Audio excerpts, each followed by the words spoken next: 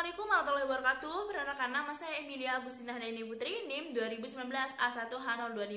Di mana di sini saya akan menjelaskan hasil dari kerja kelompok kami, yaitu tentang hakikat konstitusi. Hakikat konstitusi yaitu adalah hukum dasar, baik yang tertulis maupun yang tidak tertulis. Di mana maksudnya di sini yaitu hukum dasar yang tertulis itu biasanya disebut dengan undang-undang dasar. Nah, sedangkan pada hukum dasar yang tidak tertulis itu disebut dengan konvensi. Nah, pengertian konstitusi menurut beberapa para ahli, yang pertama yaitu menurut KCWR, di mana di sini konstitusi itu adalah suatu sistem ketatanegaraan di suatu negara yang berupaya untuk pengumpulan peraturan yang membentuk, mengatur, dan memerintah dalam suatu negara. Nah, sedangkan yang kedua yaitu menurut Richard S.K., di mana konstitusi itu adalah pelaksanaan dari aturan-aturan hukum atau rule of law dalam hubungan masyarakat dengan pemerintah, di mana konstitualismenya itu juga dapat menumpuk rasa aman sebab adanya batasan wewenang-wewenang pemerintah yang sudah diharuskan lebih awal.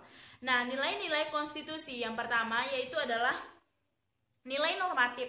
Nilai normatif ini adalah nilai resmi yang diterima oleh suatu bangsa dan negara. Bagi konstitusi itu tidak hanya berlaku dalam arti hukum atau ilegal, tetapi juga nyata berlaku dalam suatu masyarakat. Nah, yang kedua yaitu nilai nominal. Nilai nominal ini adalah nilai yang secara hukumnya itu secara jelas berlaku dan memiliki daya berlaku, namun prakteknya itu tidak memiliki kenyataan ekstensi ya. Nah, pasal-pasalnya juga ada dalam konstitusi tersebut. Nah, yang ketiga yaitu nilai sematik. Nilai sematik ini adalah nilai yang norma-norma yang terkandung di dalamnya itu membentuk hukum tetap berlaku, namun dalam kenyataannya itu adalah sekedar untuk memberikan bentuk-bentuk melaksanakan kekuasaan politik semata. Nah, selanjutnya yaitu fungsi konstitusi secara umum. Fungsi konstitusi yang pertama yaitu adalah membatasi kekuasaan pemerintah agar tidak terjadi kewenang-wenangan yang dapat dilakukan oleh pemerintah, sehingga hak-hak bagi warga negara dapat terlindungi dan tersalurkan.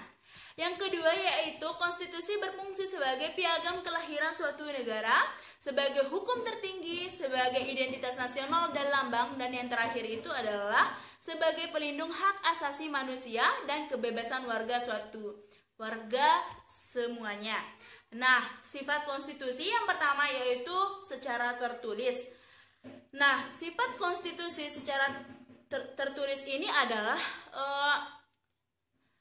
sifat yang membentuk dalam bentuk buku atau serangkaian dokumen yang digabungkan dalam bentuk buku. Nah, ini juga adalah konstitusi yang secara atur, dibingkai dan diberlakukan. Ini diinformasikan dalam bentuk adopsi oleh Majelis Konstitusi dan Dewan dari Legislatif.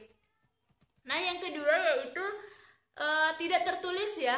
Maksudnya di sini adalah sifat yang tidak tertulis itu adalah suatu yang tidak tersusun atau disahkan oleh Majelis Konstituante dan bahkan tidak tertulis dalam bentuk buku. Ini ditemukan dalam beberapa cat sejarah, hukum dan konvensi. Nah, yang ketiga yaitu fleksibel. Maksudnya di sini adalah sifat fleksibel itu adalah suatu yang dapat dengan mudah diubah. Beberapa ilmuwan politik menganjurkan pandangan bahwa konstitusi yang fleksibel itu adalah hukum di mana hukum konstitusional dapat diubah secara yang sama seperti hukum biasa. Nah, yang keempat yaitu kaku, di mana sifat kakunya ini adalah salah satu yang tidak dapat dengan mudah diubah ya. Nah, metode amandemennya itu sangat sulit untuk mengubahnya. Nah, legislatif harus meloloskan rancangan undang-undang amandemen oleh mayoritas yang spesifik. Nah, yang terakhir yaitu berkembang, di mana di sini adalah suatu sifat yang tidak dibuat kapan saja oleh kumpulan orang atau lembaga yang manapun. Nah, ini juga adalah hasil dari proses evaluasi yang lambat dan bertahap. Nah, selanjutnya yaitu konstitusi memiliki kepentingan tertinggi di negara karena yang pertama itu mencerminkan keinginan yang berdaulat rakyat ya. Nah, yang kedua itu terletak di bawah tujuan, sasaran, nilai-nilai tujuan yang ingin orang amankan. Nah, yang terakhir itu berisi deskripsi dan jaminan hak-hak dasar rakyat. Selanjutnya, materi selanjutnya akan disampaikan oleh teman saya yaitu Adrian Hidayat. Saya persilakan. Terima kasih. Assalamualaikum warahmatullahi wabarakatuh. Nama saya Adrian Hidayat. Di sini saya akan melanjutkan dari pemateri sebelumnya, yaitu Emilia Agustina. Sejarah perkembangan konstitusi di negara Indonesia. Konstitusi sebagai satu kerangka kehidupan politik yang telah lama dikenal, yaitu sejak zaman Yunani, yang memiliki beberapa kumpulan hukum. Sehingga, sebagai negara hukum, Indonesia memiliki konstitusi yang dikenal sebagai Undang-Undang Dasar 1945 yang telah dirancang sejak tanggal 29 Mei 1945 sampai 16 Juli 1945 oleh Badan Penyelidik Usaha-Usaha Persiapan Kemerdekaan Indonesia atau BPUPKI, yang mana tugas pokok badan ini sebenarnya menyusun rancangan Undang-Undang Dasar 1945. Namun, dalam praktik persidangannya, berjalan berkepanjangan, khususnya pada saat membahas masalah negara. Di akhir sidang pertama sidang BPUPKI berhasil membentuk panitia kecil yang disebut Panitia 9.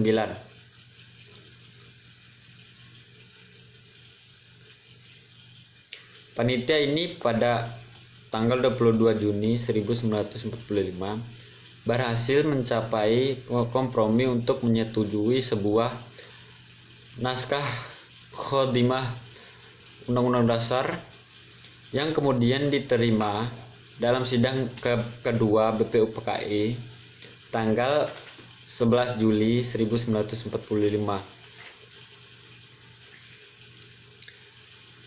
Sehingga Undang-Undang Dasar atau Konstitusi Negara Republik Indonesia diatur dan ditetapkan oleh PPKI pada hari Sabtu tanggal 18 Agustus 1945.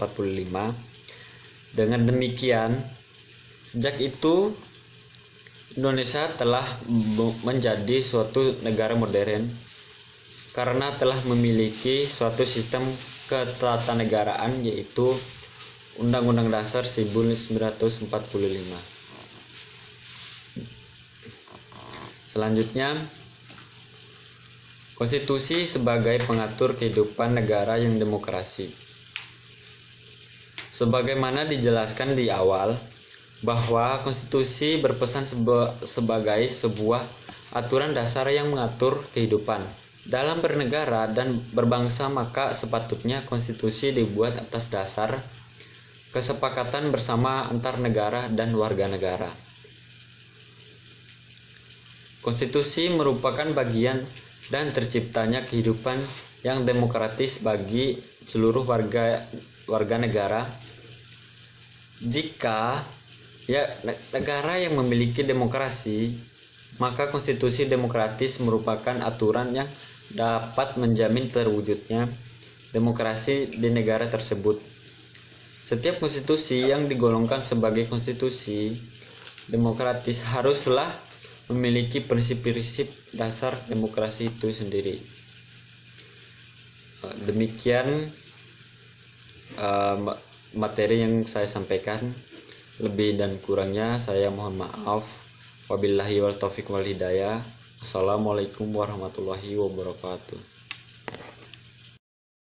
Baik, terima kasih. Lebih dan kurangnya materi yang kami paparkan. Wabillahi taufiq wal hidayah. Wassalamualaikum warahmatullahi wabarakatuh.